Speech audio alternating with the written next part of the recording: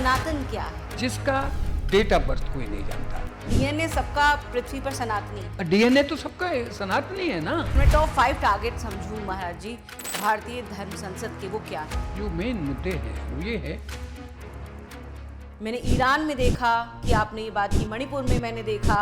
सबसे बड़ा जो चैलेंज है उस वक्त आपको वहाँ पर क्या लगा था? बहुत सारी पुलिस थी, बहुत सारे भ्रम थे कि हम पता नहीं क्या करेंगे। तो संत कोई बम चलाने के लिए नहीं जा रहा है। तो सब धर्मों के बीच जो एक बड़ी समस्या आपको नजर आई, किसी भी प्रॉब्लम का सलूशन युद्ध नहीं है। राजनीति को धर्म से अलग रखा जाए, ये कितनी बड़ी चुनौती? धर्म राजनीति से कभी अलग रहा नहीं। सोच क्या है आरएसएस की हिंदुत्व को लेकर? आरएसएस को एक हुआ समझा जा रहा था। किसके लिए खतरा है आरएसएस? आरएसएस किसी के लिए खतरा नहीं है। मोदी जी के आने के बाद कितना बदला है देश?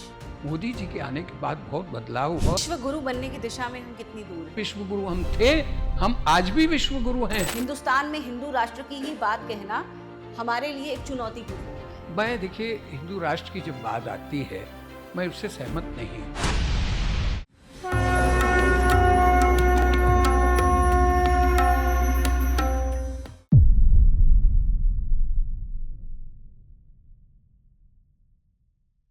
नमस्कार, अखंड संवाद में आपका स्वागत है। और आज हम बात कर रहे हैं उस मुद्दे को लेकर के जिसके बारे में बात दुनिया भर में की जाती है। जी हाँ, बात है यहाँ पर धर्म को किस मायने में देखा जा रहा है, समझा जा रहा है। एक देश की नहीं, हर देश की बात है।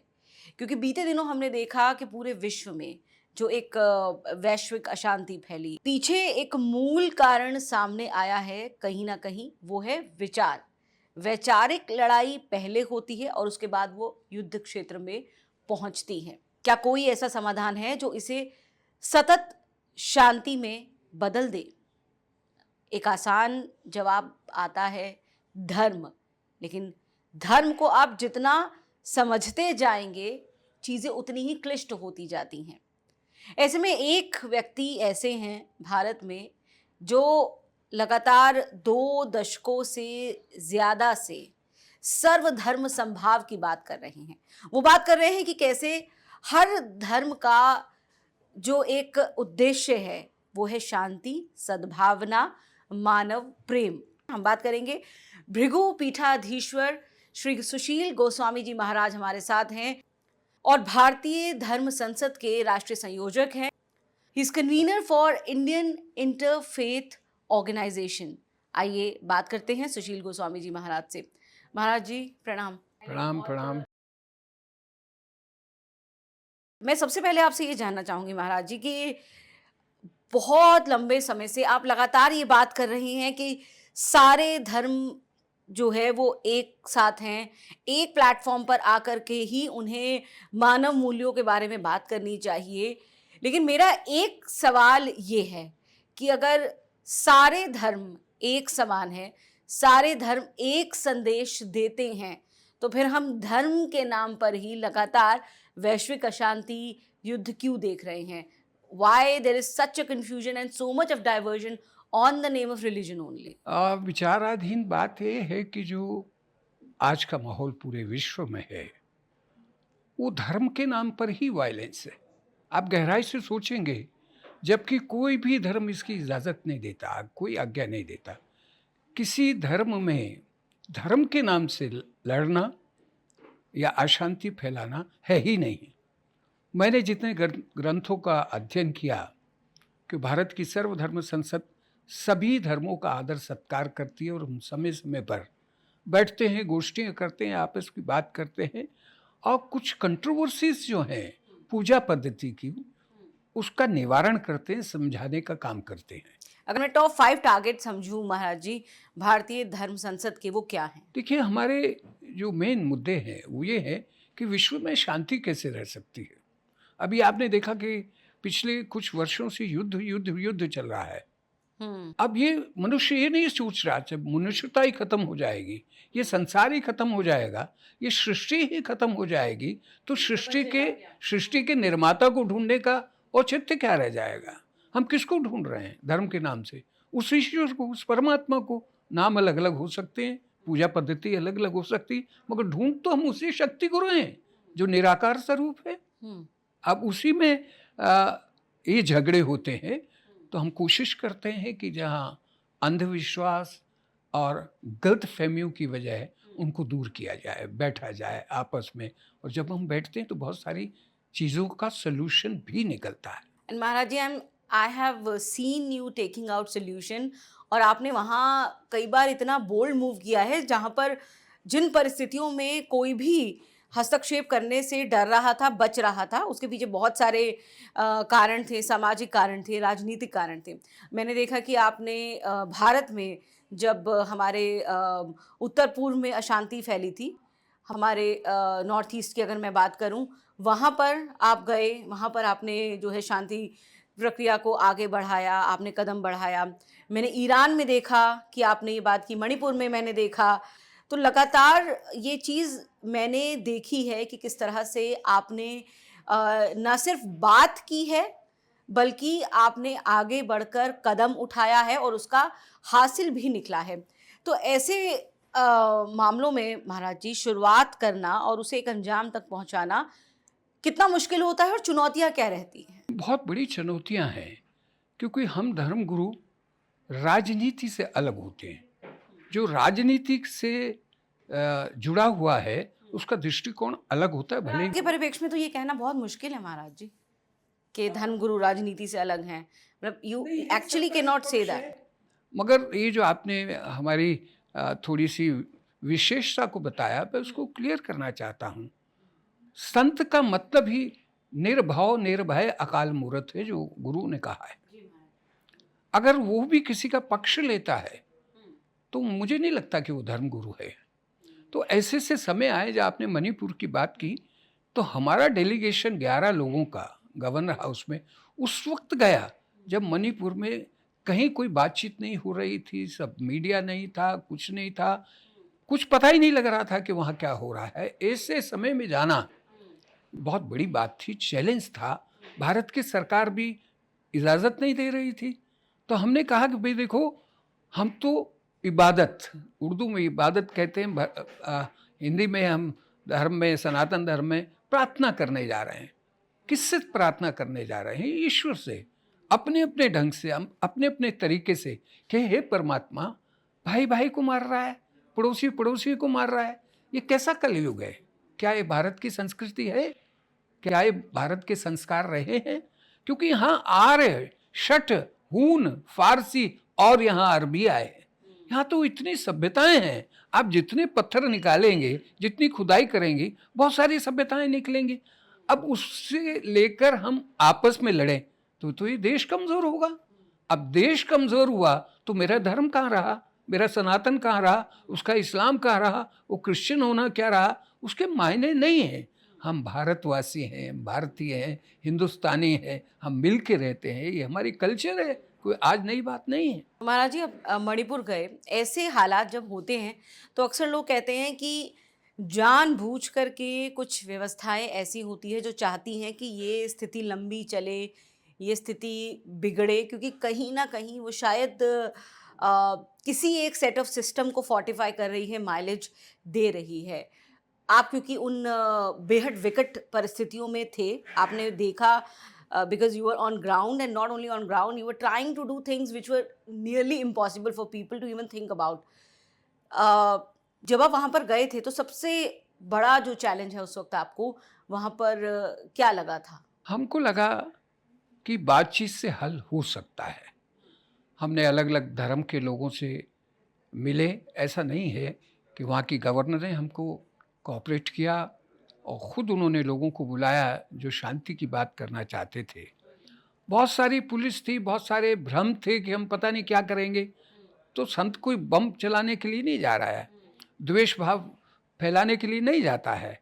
हमने तो ये कहा था कि अगर आपने कहा है कि आप आइए, तो हम 11 आदमी धर्म गुरु गए हैं, तो अब आप कह रहे हैं कि मत आइए, दिल्ली में मिल लीजिए गवर्नर से।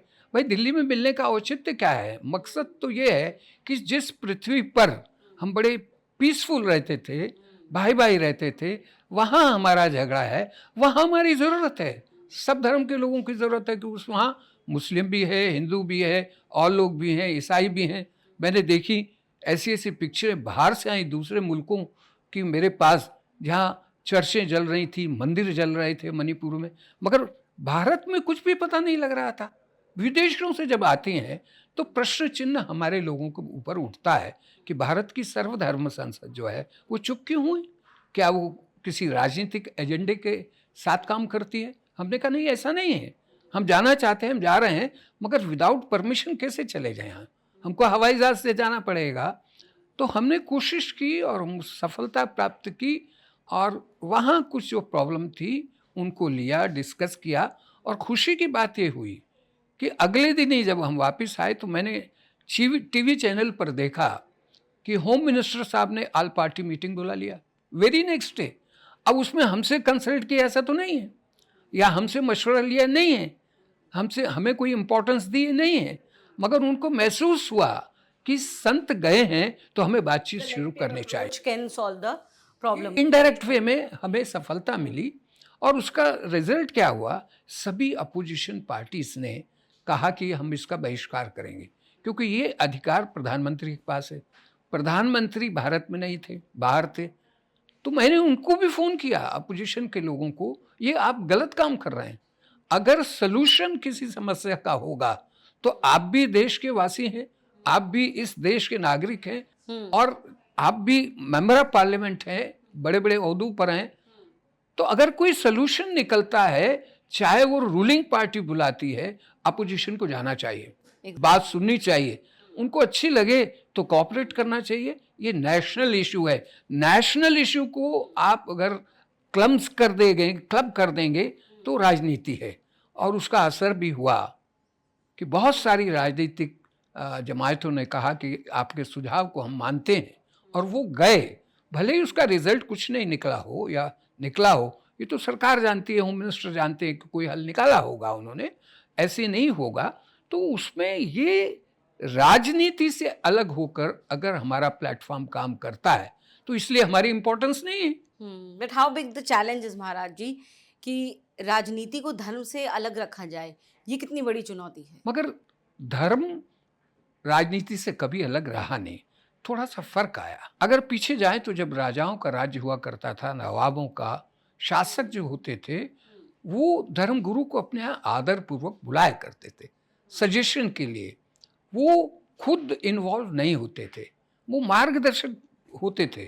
तो राजा और जितने भी लोग शासक होते थे वो गुरुओं को बुलाकर उनकी सजेशन लेके नाना प्रकार की प्रॉब्लम्स को जो है दूर करवा देते थे।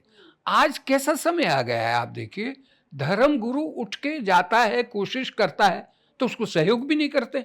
किसको सहयोग करेंगे कि उनका राजनीतिक बेनिफिट क्या है? महाराज जी, इसके पीछे एक रीज़न और मेरी जो पर्सनल ऑब्जर्वेशन है एक बहुत लंबे समय में अगर मैं देखूं तो वो ये भी है कि धर्मगुरु हमारे लिए हमेशा पूज्य रहे हैं और हमने उनको एक निश्चित भूमिका में हमेशा देखा है, एक निश्चित भूमिका में हमने उनका अनुकरण किया है, उनका अनुसरण किया है। अब हम देख रहे हैं कि हमारे जो धर्मगुरु हैं शायद कहीं ना कहीं बदलती हुई भूमिका में दिख रहे हैं, उनकी अपनी प्रायोरिटीज़ बदल रही हैं और इस वजह से उन्हें लेकर के अब जो परसेप्शन है पर से एट लार्ज उसमें भी हमें बदलाव दिख रहा है। आप ये मानेंगे क्योंकि आप तो दुनिया भर के धर्म गुरुओं के बीच रहते हैं, उनसे बातचीत करते हैं, इस पर आपका क्या कहना है? देखिए, मेरा यही कहना है कि समय के साथ बहुत सारी चीज़ें बदलती।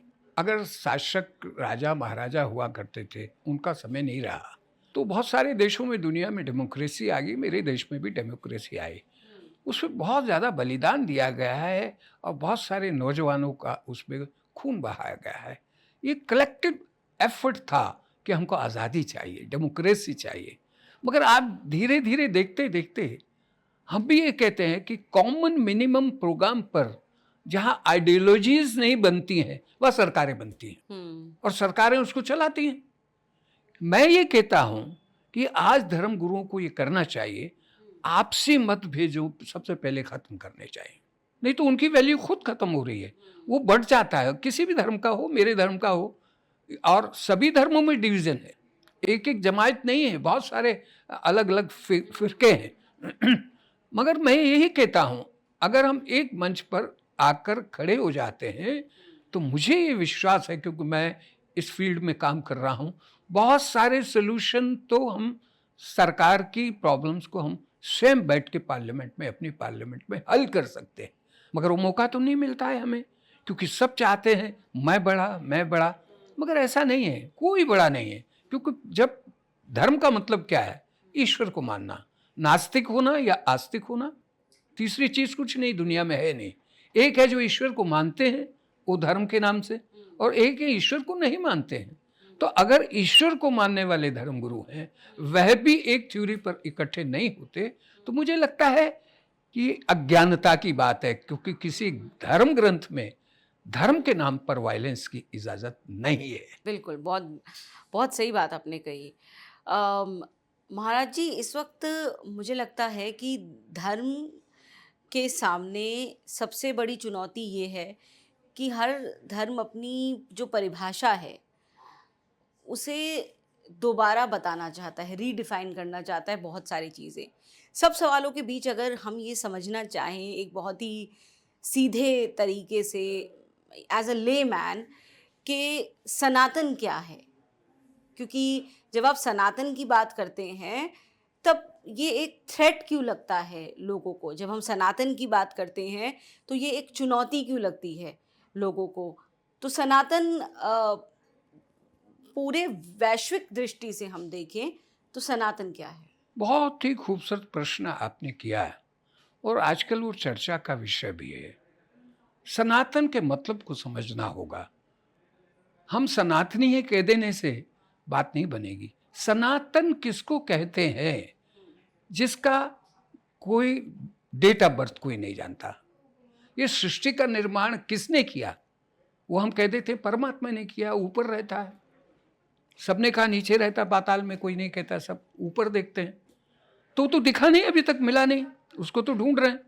अब सनातन जब शब्द कहते हैं तो उसमें होता है जो सृष्टि का निर्माण जब हुआ तो उसकी डेट ऑफ बर्थ कोई नहीं बता पाता है, क्योंकि कोई था ही नहीं। जब सृष्टि का निर्माण हुआ तो जीव जंतु भी बने, प्रकृति के अंदर नक्षत्र बने, नक्षत्रों के साथ साथ मानव की उत्पत्ति भी हुई, अन्य जीव जंतुओं को भी बहुत सारी जातियाँ प्रजातियाँ बनी, और ये पृथ्वी ने निर्माण हुआ। अब उसमें जब मनुष्य का जन्म हुआ, कि मनुष्य भी एक योनि है, जैसे नाना प्रकार 84 लाख योनि हम सनातनी कहते हैं, और वह है इसलिए तो सनातनी है कि हम उसकी गिनती नहीं कर पा रहे कि कितनी योनियाँ हमारी इस धरती पर विराजमान है। पाताल लोक है, पृथ्वी लोक है, आकाश लोक है, स्वर्ग है, नरक है। विश्व की उत्पत्ति सनातन से है। सनातन वो है, जैसे मनु आए, हम हिंदू फिलोसफी में कहते मनु, जो पहला व्यक्ति सृष्टि में मनुष्य के रूप में आया, और सप्तरूपा उनके साथ आए, मेल एंड फीमेल। उससे सृष्टि का निर्माण हुआ, 4 पुत्रों का निर्माण हुआ, उससे सृष्टि में आगे मनुष्यता बढ़ी। ऐसे जो इस्लाम को मानने वाले हैं वो कहते हैं आदम आए, ये आदम ने शुरुआत की, और उनके साथ हवा। तो वो भी मेल फीमेल की बात कर रहे हैं, हम भी वही बात कर रहे हैं। एक ही चीज के दो नाम है, समझा नहीं पा रहे हैं, खाली सनातन बोलते हैं। सनातन सभी हैं जो मनुष्य हैं, सनातन ये सृष्टि है जो विराजमान है, जिसको हम देखते हैं, जिसका स्वरूप है, पहाड़ हैं, जंगल हैं, औषधियां हैं, ये सारी मनुष्य के लिए बनाई। इसलिए मनुष्य को क्या कहा गया? श्रेष्ठ योनि कहा गया। हर योनि में श्रेष्ठ योनि मनुष्य की योनि है, वो देवताओं को दुर्लभ है, ऐसा हमारे धर्म में कहते हैं। दूसरी बात है कि सनातन का मतलब है जो मनुष्य अफ्रीका में भी पैदा हुआ है और मानव है, मनुष्य है, तो सनातनी है। उसको समझाने की तो बात है, तेरा धर्म तो बाद में है। का डीएनए सबका पृथ्वी पर सनातनी है। डीएनए तो सबका सनातनी है ना, क्योंकि ईश्वर ने बनाया हो, तो ईश्वर में उत्पत्ति की तो एक जाति प्रजाति हमको दिया है। इसमें कहाँ दो राय की बात है? कहीं किसी धर्म में इसके विषय में कोई कंट्रोवर्सी नहीं है। जहां हम ये बात जरूर है, मैं कहूँगा और क्षमा भी मांगूंगा जो हमारे धर्मगुरु हैं सनातनी, वो थोड़ा सा फर्क बताएं कि सनातन क्या है और सनातन धर्म क्या है। दोनों में फर्क है। जब हम धर्म लगाते हैं तो एक पूजा पद्धति आ जाती है, उसमें हिंदुइज्म आ जाता है, और हिंदुइज्म भी कोई धर्म नहीं है। प्रैक्टिसिंग एंड प्रीचिंग उसका हिस्सा बन जाते हैं। हिंदू शब्द की उत्पत्ति है सिंधु घाटी की सभ्यता, जो लद्दाख से शुरू होती है नदी और जाके सिंध में, पाकिस्तान में जाके खत्म होती है। उसके दोनों साइड पर, क्योंकि सृष्टि का जब निर्माण हुआ पंच तत्व से हम बने हैं और जल वायु की हमें जरूरत है, उसके बड़ा हमारा जीवन नहीं, कीड़े मकोड़े का जीवन नहीं। जब ये आई तो जहाँ पानी होता था वहाँ सभ्यताएं आके रही। जो सभ्यताएं उस नदी के इधर और उधर पैदा हुई, उनको हमने सिंधु घाटी की सभ्यता कही।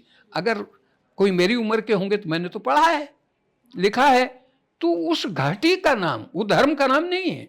अब इस्लाम को मानने वाले भी जब हज करने जाते हैं तो हिंदी शब्द का इस्तेमाल होता है। वो उस जगह का, इस देश का, इस धरती का नाम है जहां से हम जाते हैं। तो वो सिंधु से बिगड़ते बिगड़ते हिंदू हो गई और हिंदू एक पूजा पद्धति हो गई। अब जो पूजा पद्धति है इस्लाम वाले अपनी कर रहे हैं, तो सिंधु घाटी के आसपास तो सभी धर्म इकट्ठे हुए, कई धर्म बन चुके थे और नदियों के इर्द गिर्द भी हुई। तो इस सृष्टि का निर्माण चल रहा था, ये सनातन का विस्तार चल रहा था। उस विस्तार में हम निकलते निकलते निकलते निकलते जिसके घर में पैदा हुए उसका धर्म क्या है तो वो फॉलो करता है, जो बच्चा उसको होता है। बट माना जी, व्हाट इज द डिफरेंस? आस्था से मैं धर्म का निर्वहन करती हूँ, मेरी धर्म में आस्था है, या किसी पद्धति से मैं धर्म का निर्वहन करती हूँ, प्रैक्टिस करती हूँ, वो चीज़ें करती हूँ, मंदिर जाना, हवन करना, यज्ञ करना, इन दोनों में फ़र्क क्या है? देखिए, मैंने वही बोला कि यहाँ बहुत सारे धर्म आए हैं। यहाँ आर्य से आए, अभी प्रश्न चिन्ह है आर्य कहाँ से आए, हम आर्यन हैं, द्रविड़ हैं, क्या है, ये भी अभी विवाद की बात है। मगर जब वेदों की बात आती है, जो हम हिंदू संस्कृति को मानने वाले लोग हैं, जो आप हैं, यज्ञ करते हैं, हमने सबसे पहले मनुष्य को जब ज्ञान आया तो नक्षत्रों की पूजा हुई है, आज भी हो रही है। वो इस्लाम वाला भी कर रहा है, क्रिश्चियन वाला भी कर रहा है, हिंदू वाला भी कर रहा है। सूर्य को नमस्कार मैं किसी और तरीके से करता हूँ, दूसरे धर्म का मानने वाला सूर्य की पूजा करता है, डायरेक्ट इनडायरेक्ट में उसका लाभ लेता है, उसकी जो ऊर्जा है उसका इस्तेमाल करता है।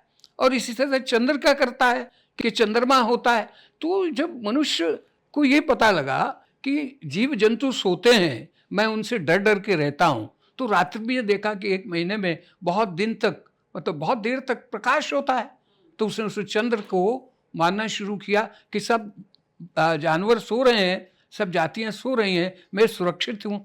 तो चंद्रमा की रोशनी में मनुष्य ने, क्योंकि उसको असीमित ज्ञान ईश्वर की ओर से मिला है, बाकी जीव जंतुओं को, प्राणियों को वो सीमित ज्ञान मिला है, ये उस परमपिता परमात्मा ने दे के भेजा, बाय बर्थ है।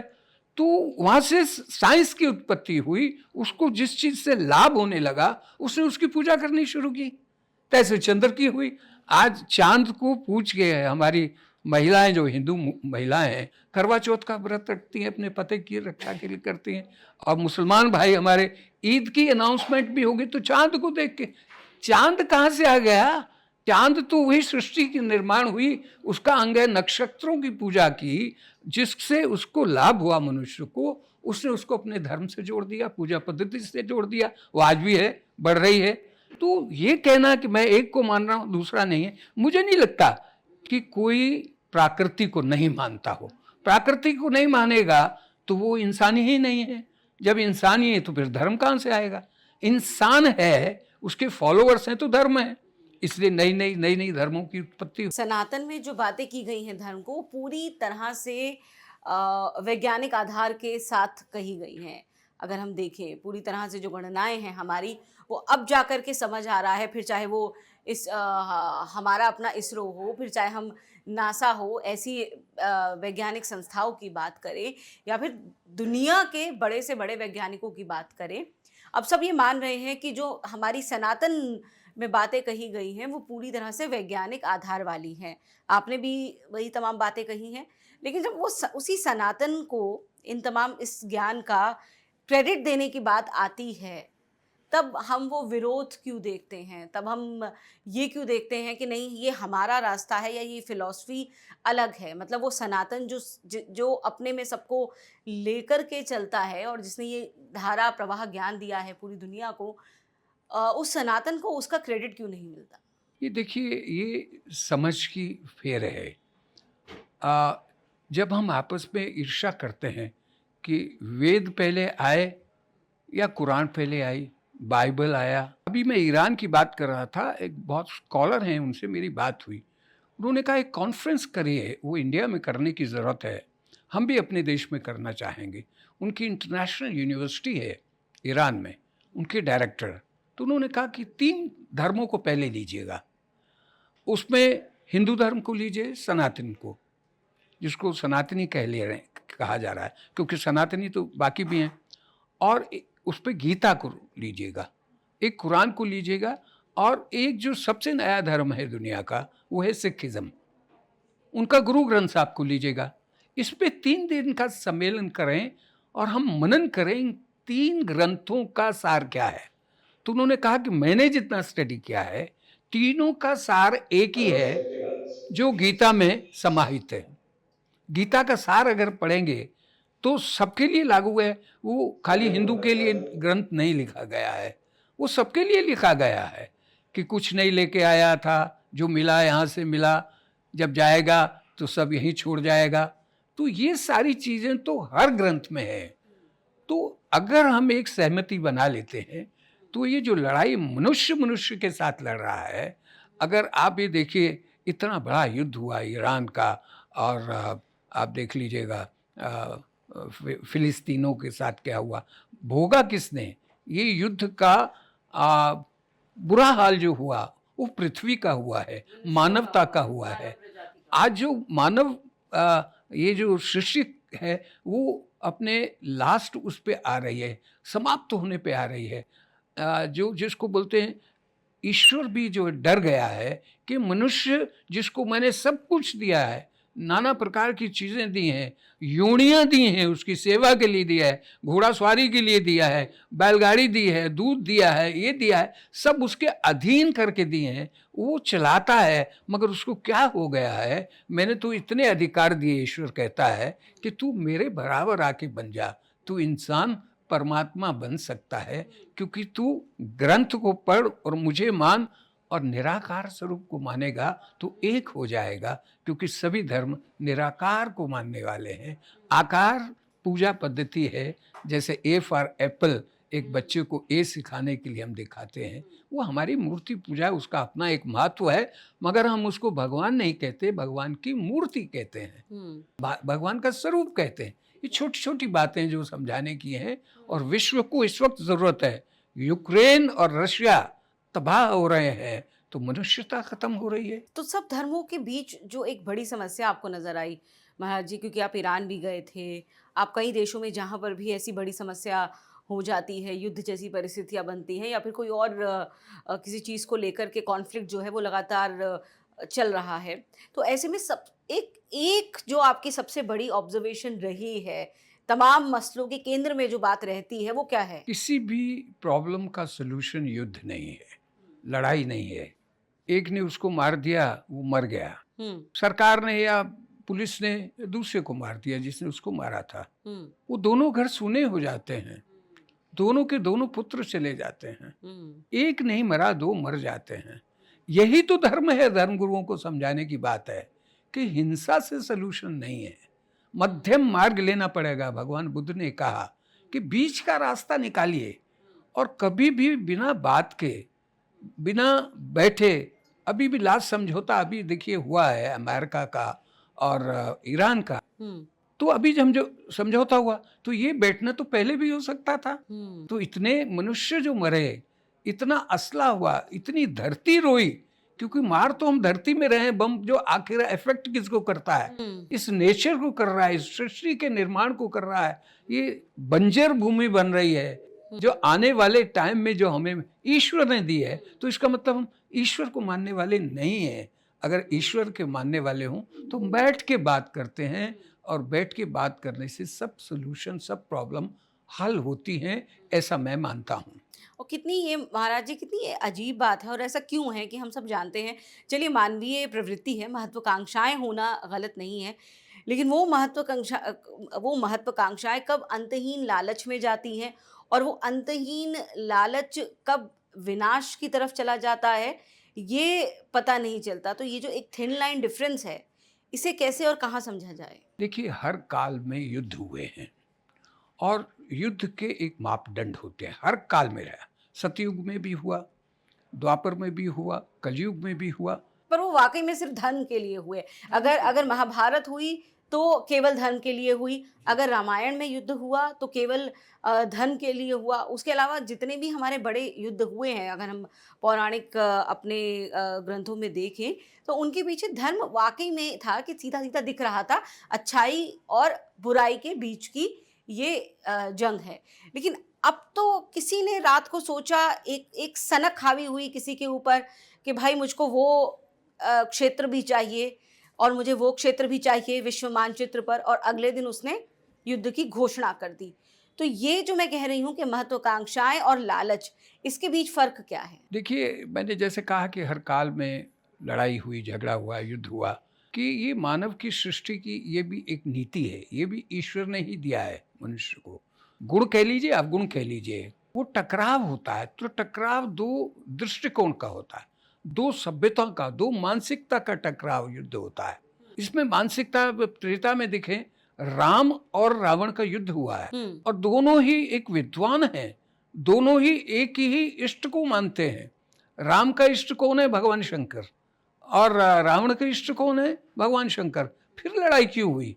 लड़ाई हुई आर्य संस्कृति रक्ष प्रणाली, दो विभिन्न जीवन धाराएं। ये जो जीवन धाराएं हर काल में आती हैं वो टकराव होती हैं कि मेरा साम्राज्य हो जाए, मैं ही रहूं, कोई ना रहे, हर काल में, तो युद्ध का कारण बनता है। तो मनुष्य में और जानवर में क्या अंतर है? कुत्ता अपनी गली में दूसरे कुत्ते को नहीं आने देगा। तो क्या हमारी योनि जो पवित्र योनि है, जो ईश्वर में श्रेष्ठ योनि हमको दी है, क्या हम जानवर से भी गए गुजरे हैं? तो फिर धर्म होना या धर्म को मानना नेहत बिल्कुल उसके कोई मायने नहीं है। कि हम समझदार हैं, हमें एक विशेषता दी है ईश्वर ने, वो दी है असीमित ज्ञान। असीमित ज्ञान का दुरुपयोग भी हो सकता है और प्रयोग भी हो सकता है। अब देखिए, इतना गलतफहमी भारत में हुई, राम मंदिर के निर्माण में बहुत बरस लगे और बना, मगर वो जब बना तो दोनों की सहमति से बना कि कोर्ट का फैसला आएगा वो दोनों पंथों को मान्य होगा, इसके पक्ष में जाएगा तो भी माने, तो ये सहमति बनी। सहमति बनने के बाद एक कितनी बड़ी प्रॉब्लम जो इतने सालों से चल रही थी वो समाप्त हो गई। किसी ने कुछ लड़ाई नहीं की, झगड़ा नहीं किया, सबने मान लिया, मंदिर का निर्माण हो गया, सारा कुछ हो गया। तो ये एक रास्ता बुद्धिमत्ता का है, ये मानवता का है, ये धर्मगुरुओं का फर्ज बनता है कि मार्ग दें और धर्म की स्टडी करने के बाद यही धर्म जो है जन जन तक पहुंचाने की बात करें, ये सोच को पैदा करें कि टकराव की सोच अच्छी नहीं है, मैं ही रहूं दूसरा न रहे। लड़ाई का मेन कारण यही है। इसलिए हम क्या कहते हैं, सर्वे भवन्तु सुखिना, सर्वे सन्तु निरामया, सर्वे भद्राणि पश्यन्तु मा दुष्टभाग्। G20 हम कर रहे हैं और उसमें कह रहे वसुधैव कुटुंबकम। आज भी मैंने आज डाली है पोस्ट। आजकल मैं जो आप कह रही हैं, मैं हर रोज पोस्ट डाल रहा हूं कि ये सृष्टि को कैसे चलाया जा सकता है।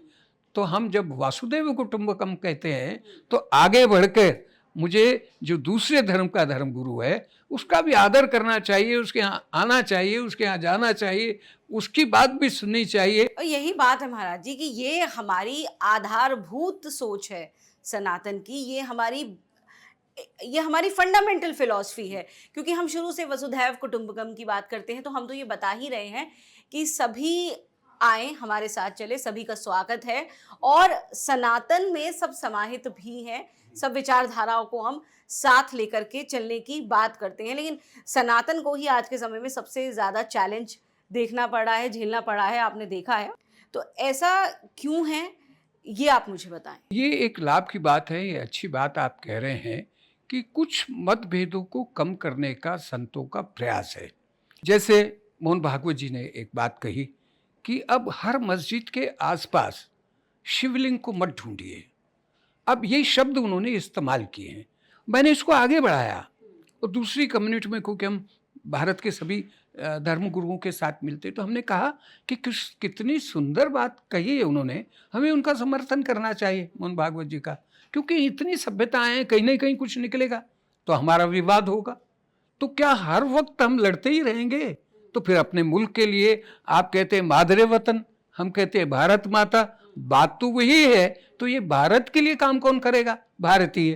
तो अगर हम बटेंगे तो इस नेचर को कौन बचाएगा, इस भारत को कौन बचाएगा?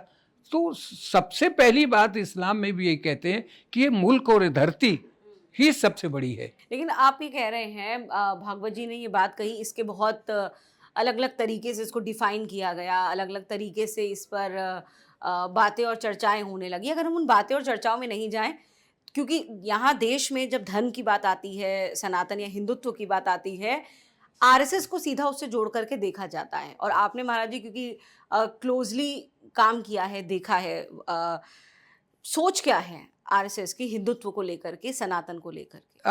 आरएसएस को एक हुआ समझा जा रहा था। किसके लिए खतरा है आरएसएस? आरएसएस किसी के लिए खतरा नहीं है, जितना मेरे को जानकारी है, और मैं उसमें रहता भी हूँ और मैं जीता भी हूँ। स्पष्टवादिता, मैंने आदरणीय मोहन भागवत जी से कहा, आरएसएस से लोग डर क्यों रहे दूसरे धर्म को मानने वाले? ये भय अलग होना चाहिए। तो भय तब अलग होगा कि हम समाज में जाएंगे। तो कुछ भय बना भी तो दिए जाते हैं महाराज जी। अगर कोई स्पष्ट रूप से धर्म के, राष्ट्र के हित की, अधिकारों की बात कर रहा है and is behaving as a strict master, तो फिर उससे डर होना स्वाभाविक है। नहीं, उसका रिजल्ट अच्छा हुआ है कि ये पहले संघ चालक हैं कि जो समाज में गए हैं। आपने देखो, सबसे पहली उन्होंने गलतफहमी को दूर करने के लिए मुस्लिम लोगों में गए, उन्होंने मीटिंग की और उन्होंने कहा कि मुझे किसी से एलर्जी नहीं है, मैं नहीं चाहता कि यहाँ से मुस्लिम चले जाएं, मुस्लिम के बिना भारत अधूरा है, ये भी उन्होंने शब्द कहे। तो मुस्लिम लोगों में उसका प्रभाव नहीं पड़ेगा ऐसा मैं नहीं मानता। प्रभाव और गलतफहमियां दूर होती हैं जब वो कहते हैं। और उसके बाद उन्होंने कहा कि राम जन्मभूमि वाला मामला, उसमें संघ इन्वॉल्व था, ये भी उन्होंने कहा, मगर वो सोल्यूशन बहुत अच्छा निकल गया। हमने खुद ने 22 को उद्घाटन था, प्रधानमंत्री जी ने करना, हमने 20 को इंटरफेथ किया वहाँ कि राम सबका है, उससे पहले ही। क्योंकि यहाँ जो भारतीय रहता है वो चाहे इस्लाम को मानता है या किसी और धर्म को मानता है, वो पहले भारतीय है, उसको भारतीय ही होना पड़ेगा। महाराज जी, ये बड़ी खूबसूरत चीज़ थी आपने वहाँ पर सर्वधर्म संसद की, जब प्रभु राम का वहाँ पर जो मंदिर है वो बना और उसका लोकार्पण किया जाने वाला था। आप मुझे ये बताइए कि अगर मुझे सब धर्मों के दृष्टिकोण से प्रभु राम को जानना है, समझना है, तो मैं क्या क्या दृष्टिकोण सब धर्मों से ले सकती हूँ, मुझे आप ये बताइए। धर्मों से बहुत कुछ मिलता है और सब धर्म गुरु और धर्म मानवता के लिए मिले हैं और उनको मानना चाहिए। किसी भी धर्म की अच्छाई है, उसको किसी भी धर्म के मानने वाले को मानना चाहिए। बहुत सारी खूबियां हर धर्म में हैं, वो मानवता के लिए हैं, और मानव हम पहले हैं, भारतीय हम पहले हैं, भारत का हित हमारा पहला हित है। अगर हम उसको समझेंगे तो हम उसको मानने का भी प्रयास करेंगे। और वो एक ही बात जो हमने शुरू की कि हम सब धर्म बातें रख के उसके बाद जो हमारे फेस्टिवल होते हैं वो जॉइंटली मनाएं।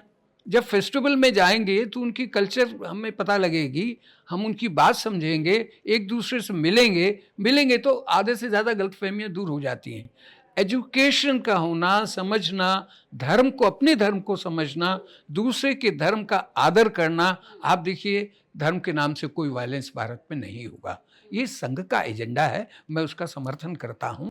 मगर आंख बंद करके हर चीज़ का समर्थन मैं नहीं कर सकता। उसका कारण है मेरे साथ हर समाज जुड़ा है, हर धर्म जुड़ा है, मैं जवाबदेही हूँ। मुझे प्रूव करना पड़ेगा कि मैं जो कह रहा हूँ वो सारे भारतीयों के लिए है, किसी एक मजहब को मानने के लिए नहीं है। आपने बड़ी अच्छी बात कही है महाराज जी, लेकिन यहाँ पर मैं ये भी जानना चाहती हूँ कि आपने शिक्षा की बात कही है। शिक्षा बहुत ज़रूरी है, मुझे लगता है आपको जीवन में कुछ भी समझना है, करना है, आपको एक शिक्षा का जो मापदंड है और मानदंड है वो सबके लिए अच्छा और एक होना ही चाहिए। अब यहाँ पर अगर हम बात करते हैं तो ज़्यादातर हमारे भारत के हमारी जो गुरुकुल परंपरा है वो लगातार आप उसका अब लोप होते हुआ देखते हैं, आपको बहुत कम दिखाई देती है गुरुकुल परंपरा। लेकिन वहीं अगर आप दूसरे धर्मों को देखिए, हमारे स्कूल्स में बाइबल पढ़ाई जा रही है, ज़्यादातर जहाँ आप देख रहे हैं कि मिशनरी स्कूल्स ऑपरेट कर रहे हैं,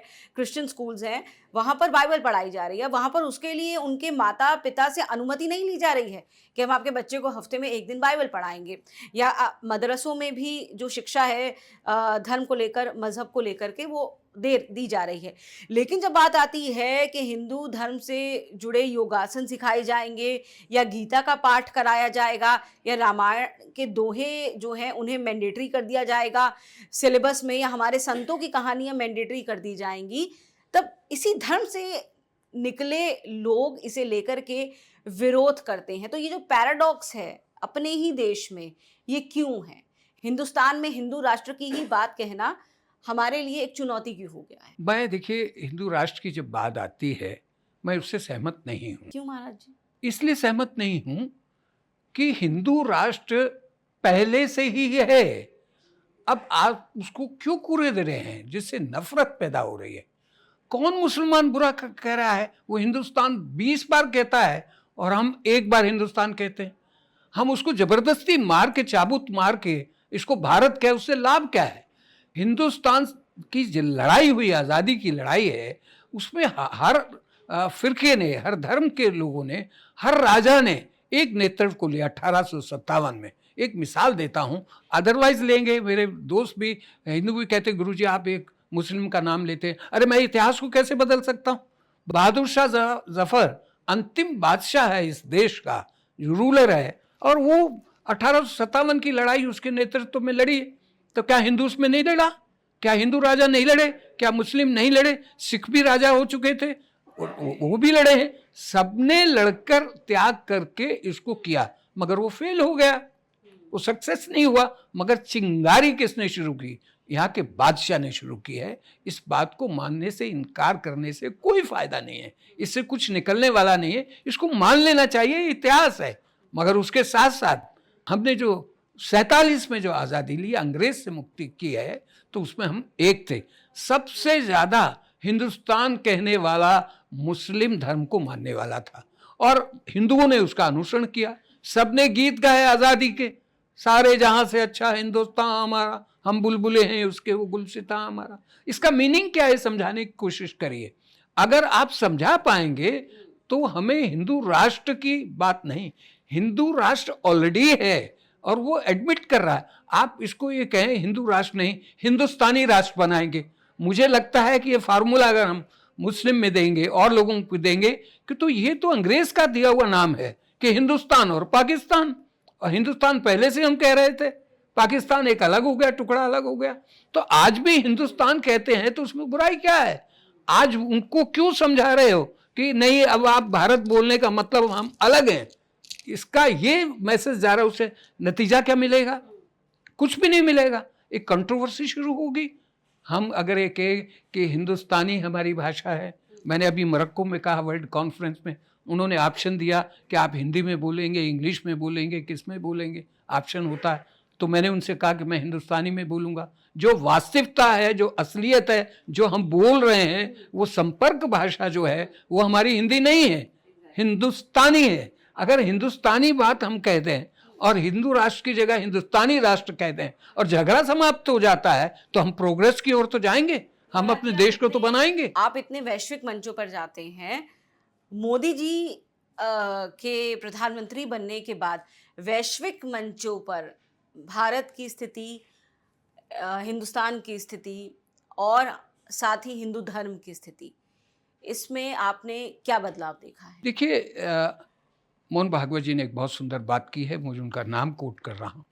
उन्होंने कहा कि यहाँ जो रहता है भारतीय, वो कहीं विदेश से आया हुआ नहीं है, वो सारे रूट्स हैं। हम लड़ाई इस बात से क्यों करें कि आधे से ज़्यादा लोग अब मानने लगे, वो कहते हैं हमारे पूर्वज हिंदू थे, एडमिट कर रहे हैं और बता रहे हैं। एक चैनल पाकिस्तान का आता है, मैं रोज़ शाम को सुनता हूँ उसमें, कि पाकिस्तान एक पार्ट है हिंदुस्तान का, जो अननेचुरल डिवीज़न है। आप उसको मिलाने का प्रयास क्यों नहीं कर रहे हैं?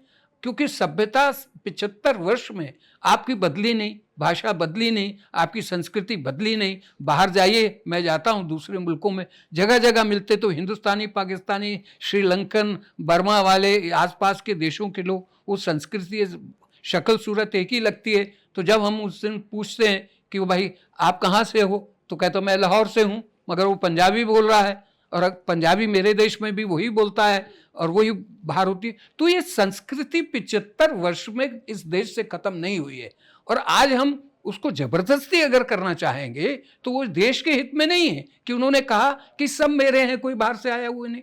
यहाँ तक कह दिया कि अखंड भारत बनाओ, क्यों नहीं बनाते? मोहन भागवत जी ने कहा है, मेरे शब्द नहीं है। तो अखंड भारत क्यों नहीं बना रहे हो? अब गाय का मसला है, मैं कुछ नहीं बोल रहा हूं उसके ऊपर। भाई अगर मुसलमान ये भाई उसको हर्ष उसको स्वीकार कर लिया कि मैं गाय नहीं काटूंगा, तो आप कानून बनाने में क्या दिक्कत है? बनाना चाहिए। मैं आपके चैनल पे पहली बार कह रहा हूं, मैं इस सब्जेक्ट से दूर रहा हूं, तो उसमें आपत्ति क्यों? जो ये करता है अगर उसको आपको खराब लगता है तो उसने उसको बंद कर दिया, तो ये तो भाईचारे की बात है, उसका स्वागत करना चाहिए। क्यों नहीं कानून बनाना चाहिए? आप दसियों कानून बनाते हैं, इसका जवाब दीजिए। सनातन के लोग इसका बात पूछेंगे कि आप बीफ को एक्सपोर्ट करने वाले पहला राष्ट्र बन जाते हैं, इसका जवाब कौन देगा? देना पड़ेगा ना आपको। हाँ, ये सवाल, और ये सवाल अब से नहीं, ये कई मंचों पर लगातार पूछा जा रहा है और उम्मीद करती हूँ कि जो कोई देख रहे होंगे, जो इस पर प्रतिबद्ध उत्तर देने वाले लोग हैं, वो इसका जवाब भी देंगे। लेकिन मोदी जी के आने के बाद कितना बदला है देश? मोदी जी के आने के बाद बहुत बदलाव हुआ, इस देश में प्रगति हुई और जो कंट्रोवर्शियल बातें नहीं थी तो उनको हल भी किया गया, कोई शोर शराबा नहीं हुआ। आप देखिए कश्मीर की धारा भी बदली गई। कौन सी लड़ाई हुई है? कुछ भी लड़ाई नहीं हुई। कोई मतभेद हुए हैं कि मारे गए, नहीं, अच्छी चीज़ हुई। बहुत सारे ऐसे पेंडिंग चीज़ें थी। आप विकास देखें तो जितना भारत का विकास अब हुआ वो पहले नहीं था, क्योंकि मैं एक टूरिस्ट हूँ, मैं जगह जगह जाता हूँ। भारत के बॉर्डरों पे जब जाता हूँ और मैं रोड देखता हूँ, ज़्यादा सफ़र मेरा बाय रोड होता है, तो प्रत्यक्ष को प्रमाण की ज़रूरत नहीं है, वो प्रगति दिखती है, दिख रही है कि हमें कितनी सुविधाएं मिली हैं, कितने हम आगे बढ़े हैं। मगर फिर आगे बढ़ते बढ़ते ब्रेक क्यों लगा रहे हैं, और वो भी धर्म के नाम से? तो फिर मोहन भागवत जी क्यों बोल रहे हैं कि भाई हम तो सब एक हैं, सब मेरे हैं, कोई बाहर से आया हुए नहीं, इनको गले से लगाओ, इनके बिना भारत का अस्तित्व नहीं। विश्व गुरु बनने की दिशा में हम कितनी दूर हैं? बहुत नजदीक हैं। विश्व गुरु हम थे, हम आज भी विश्व गुरु हैं, और ये इसलिए है कि ये ऋषियों का देश है। और रिसर्च शब्द जो आया अंग्रेजी में, वो ऋषियों के नाम से आया। ऋषि कौन थे? हर काल में हमारा सनातन संस्कृति है जो हमारी, ये रही कि ऋषियों की, हर ऋषि साइंटिस्ट था जिसने एक नई दिशा दी। अस्त्र शस्त्र की विद्या, ज्ञान की शिक्षा, राजनीति की शिक्षा, सब हमारी जो है ऋषियों से आई है। ऋषि परंपरा से, इसलिए तो हम सनातनी हैं कि वो सनातन परंपरा से हम सबसे पहले साइंस में प्रगति किए। तो जर्मन आगे आया तो उसने क्या बनाया? स्वास्तिक बनाया। क्यों भूल जाते हैं? क्यों नहीं बताते हैं हम लोगों को कि स्वास्तिक कहाँ से आया? तो स्वास्तिक को खाली हिंदू किया है, लिए है। लेकिन अगर आप हॉकिंक्राइट्स को स्वास्तिक कह देंगे महाराज जी, तो बहुत बड़ा विवाद हो जाएगा। वो तो उनके लिए तो वो एक it's sign, it's just a sign. हमारा तो स्वास्तिक है, उसको बनाने की एक विधि है। तो क्या हम वाकई में थोड़ा सा अंतर में उसका आकार तो वही है। अगर वो अपने झंडे में, हमारे ओरिजिनल वेद कहाँ हैं, क्यों नहीं बता पा रहे हम? वेदों की रचना हुई हम कहते हैं, सनातनी कहते हैं, तो वो वेद हैं कहाँ? पुराण कहाँ हैं? उपनिषद कहाँ हैं? वो कहीं तो होने चाहिए। और उसके बाद जितने राइटर हुए हैं, हमारे संत परंपराएं हुई हैं, सूरदास हुए हैं, रसखान हुए हैं, इतने लोग हुए हैं, उनकी रचनाएं भी नहीं है सामने। तो वो निचोड़ है, जैसे गीता का निचोड़ के गीता सार है, ऐसे ही जो धर्म का सार जो बनाया, निकाला, वो भी हमारे भारत के संतों ने। संतों का काल आया, इतने संत आए, रविदास आए, तो वो सनातनी संत हैं। अब उनको आप कह दीजिए तो दलित संत हैं, तो अनर्थ है। हमने कहा नहीं, इनके बिना पार्लियामेंट नहीं चल सकती है। जिनको गले से नहीं लगा के आपने हटा दिया, उनको गले से लगाया। अपनी गिनती बढ़ाओ, अपनी संस्कृति को बढ़ाओ, ये मेरा धर्म कह रहा है। आप देखिए, एक और बात कह के बात को विराम दूंगा आपके प्रश्न को। इतना बड़ा उत्सव हुआ हमारे राम मंदिर का, उसमें बहुत गीत संगीत हुए, खेवट के राम, शबरी के राम, उसके राम, तेरे राम, मेरे राम, एक राम छूट गया वहाँ। तो हम बड़ी गहराई से देखते हैं। हमने देखा और हमारे सामने आया कि वाल्मीकि नहीं है, किसी गीत और संगीत में वाल्मीकि नहीं है। तो वाल्मीकि समाज के लोग भी हमारे साथ जुड़े हुए हैं। उन्होंने आके पकड़ा, गुरुजी ये बताइए इसको जीवित किसने रखा? आज जिसका निर्माण कर रहे हैं आप, हिंदू समाज कर रहा है, सनातन धर्म वाले कर रहे हैं, तो किसका कर रहे हैं? वो तो रचना जो रची, तो रचयिता तो एक ही है, वाल्मीकि। तो वाल्मीकि का तो कहीं नाम निशान नहीं है। तो हमको भी पीड़ा हुई कि अखंड रामायण का पाठ आज भी जो करता है, तो हमारे सनातनी धर्म या हिंदू उतना नहीं करते जितना वो दलित समाज आज भी करता है। पूरी रात चलती है वाल्मीकि रामायण, और हिंदू पद्धति के अनुकूल चलती है। 108 संत लगाते हैं, परंपराओं को मानते हैं, उनका नामो निशान हमने खत्म कर दिया। ये बात जब उन्होंने कही तो एक छोटा सा जिसको कहते हैं कि पत्र मैंने पीएमओ में भेज दिया कि मुझे दुख हुआ कि एक समाज इससे আহিत है। जहाँ हम इतने प्रसन्न हैं, वहाँ एक छोटी सी बात के लिए उनके नाम से कुछ क्यों नहीं किया? हमने करना चाहिए था, हमारी भूल है। अब मुझे नहीं पता था कि मेरी इतनी सी बात बहुत दूर चली जाएगी। मुझे किसी ने बताया नहीं, मुझे किसी ने क्रेडिट नहीं दिया। मगर कुछ दिनों के बाद, सप्ताह के बाद मैं आपके टीवी चैनल पर देखता हूँ तो उसमें ये लिखा रहता है कि देश की सरकार ने श्री राम के नाम पर इंटरनेशनल जो एयरपोर्ट अयोध्या में बनाया, उसका नाम बदली हो गया है। तो मैंने गौर से देखा तो उसमें लिखा था आज से उसका नाम महर्षि वाल्मीकि इंटरनेशनल एयरपोर्ट होगा। तो ये एक प्रयास था, उसका क्रेडिट मुझे क्या मिला? कुछ भी नहीं। हाँ, ये जरूर किया कि मैंने उनकी संवेदना को, वेदना को कहीं पहुंचाया, ये ना जान के कि वो प्रधानमंत्री तक पहुंच ही जाएगा। मैं आज की डेट में भी नहीं जानता हूं, कोई क्रेडिट नहीं ले रहा हूं, मगर ये ले रहा हूं कि सत्यमेव जयते जो है, तो ईश्वर ने इस मेरी वाणी को समझा और एयरपोर्ट का नाम बदल गया। कोई किसी ने एतराज़ किया कि राम को मानने वाले हिंदू ने कोई कहा कि हमारे भगवान राम के नाम पे हो चुका, हम उस पर यात्रा कर चुके, चालू हालत में उसको बदला जा सकता है। ये मोदी जी की उपलब्धि है, मैं उनके स्वभाव की तारीफ कर रहा हूँ। तो जो चीज़ें हुई हैं, इतना बड़ा समाज इसलिए चला जाए, एक इतिहास ही खत्म हो जाए, क्यों हो जाए? गलती भी होती है तो गलती को सुधारना।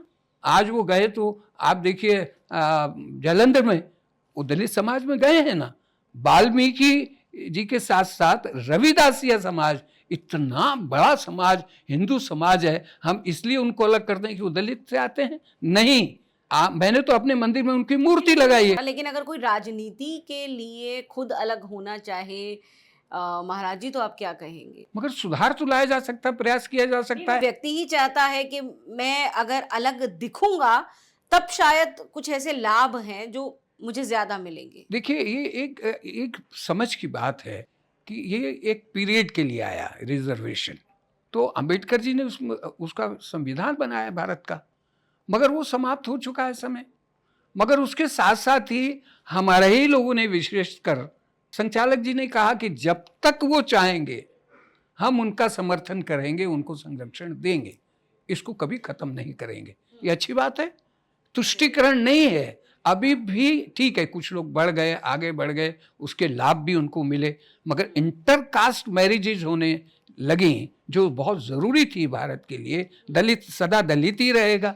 नहीं भाई, वो बढ़ गया, पढ़ गया, लिख गया, उसकी सोच बढ़ेगी तो उसके बराबर की लड़की चाहिए होगी। हम महाराज जी इंटरकास्ट मैरिजेस को एक आधार क्यों बनाते हैं? हम रिजर्वेशन खत्म करने के पीछे हम आर्थिक आधार क्यों नहीं लेकर के चलते? जो सबसे बड़ा मूलभूत आधार तो वही होना चाहिए। इसके लिए तो हम लड़ रहे हैं, इसके लिए तो हम कह रहे हैं कि अब उसकी आवश्यकता नहीं है, इसको बदलना चाहिए। ये भी हमारा एजेंडा है, ये भी सबके हित में है कि जो संपन्न हो गया और जो पीछे रह गया उसको बराबर का अधिकार दें, क्योंकि हम स्वतंत्र हैं, हम मानव हैं और सनातनी हैं, और सनातनी भगवान का अंश हैं, ईश्वर का अंश हैं। ईश्वर, अल्लाह, वाहेगुरु, जिसका भी नाम लेंगे, वो नास्तिक हैं, आस्तिक हैं, उनमें फ़र्क है। जो आस्तिक हैं वो पूजा करते हैं, किसी रूप में भी पूजा करें, उनका स्वागत है, क्योंकि वो नास्तिक नहीं है। मगर जो नास्तिक बढ़ रहे हैं उसका कारण भी है हमारा अंधविश्वास। हम आंखें बंद करके अपने धर्म को नहीं चलाएं, थोड़ा विचार करें, आज के हालात पर विचार करें। देखिए, भारत इतना सुंदर भारत होगा जिसमें कहीं भी धर्म के नाम पर कोई विवाद नहीं होगा। ऐसा दृश्य शायद मुझे देखने को मिलेगा कि नहीं मिलेगा, क्योंकि 82 साल की उम्र में आज भी मैं अभी माँ से मिल के आया हूँ, अम्मा से मिल के केरल में आया हूँ। बहुत बड़ी हस्ती हैं, संतों को जोड़ने का प्रयास कर रहे हैं। हिंदू, मुस्लिम, सिख, ईसाई सब बैठते हैं, ईद मनाते हैं। ये भारत की तस्वीर है, इसलिए भारत विश्व गुरु है। तो विश्व गुरु बनाए रखना है तो हमें भेदभाव मिटाकर भारतीय होना पड़ेगा, भारत को मानना पड़ेगा, एक दूसरे के धर्म का आदर करना पड़ेगा, ना कि उनमें कमियां ढूंढनी पड़ेंगी। अच्छाइयाँ सब में हैं, वो लो, बुराइयों को छोड़ दो। यही आज के मेरा आपको ये मैसेज होगा कि जी। ये बहुत लंबा बात है। वो कहते हैं ना, ज्यों केले के पात में पात पात में पात, और त्यों संतन की बात में बात बात में बात। तो मेरा लंबा है, मैं आपका आभार प्रकट करता हूं कि आपने ऐसे विषयों को टच किया है जो आज आम भारतीयों को बताने की जरूरत है। आज वो किताबें नष्ट हो गई हैं जो भाईचारे की बात करती थी। आज उनको वापस लाने की जरूरत है कि भारत एक होगा तो श्रेष्ठ होगा। और भारत अगर विश्व गुरु रहना है तो हम सनातनियों को और हम सबको अपने भेद भुलाकर इस राष्ट्र के बारे में, राष्ट्र की प्रगति के बारे में हमें जाना है, अच्छाइयों की ओर जाना है, बुराइयों को छोड़ते जाना है, थोड़ा दबा देना है। और 10 साल 20 साल के बाद भारत ऐसा नहीं होगा, धर्म के नाम पर कोई नहीं लड़ेगा, ऐसा हमारा विश्वास है कि सबका डीएनए एक है। बिल्कुल, प्रतीक्षा भी यही है और उम्मीद भी यही है महाराज जी। बहुत-बहुत धन्यवाद समय के लिए और इस बातचीत के लिए, इस अखंड संवाद के लिए। आपका भी बहुत बहुत धन्यवाद। आपने मेरी भावनाओं को ज़्यादा से ज़्यादा लोगों तक पहुंचाने का प्रयास करें, ये मेरा आपसे निवेदन है। बहुत बहुत धन्यवाद।